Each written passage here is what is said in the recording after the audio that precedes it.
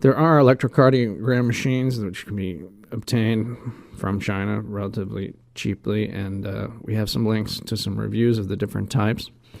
In my case, I emphasize the type of measurement known as a Lewis lead, which is different than the ones that are associated with the 12 leads that the doctors commonly use.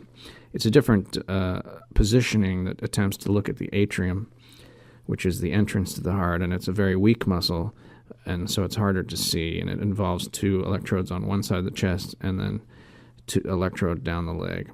But what this does do is it gives you a good look at the atrium, and frequently, probably one of the most frequently problems that need to be checked is atrial flutter or fibrillation, where the atrium is moving too fast.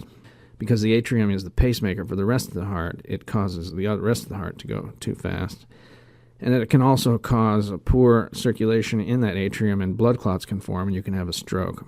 So detecting it with a clear signal is particularly good with the Lewis lead, and it can be done with a primitive one-channel piece of equipment that's about $200. And so an effective screening is quite possible with relatively low-skilled operator and cheap equipment for the ailment that is most common. Of course, it doesn't necessarily going to detect all kinds of sophisticated heart problems, which would be detected by a true professional with the 12 lead.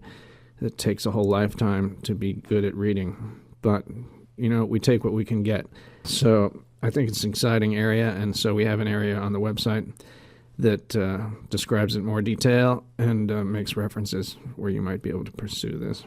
There are a few other heart attack symptoms that can be seen, like the ST elevation. So there's a few things a person can look for. But again, I would just be looking for a too fast atrium as something that's safe for the amateur.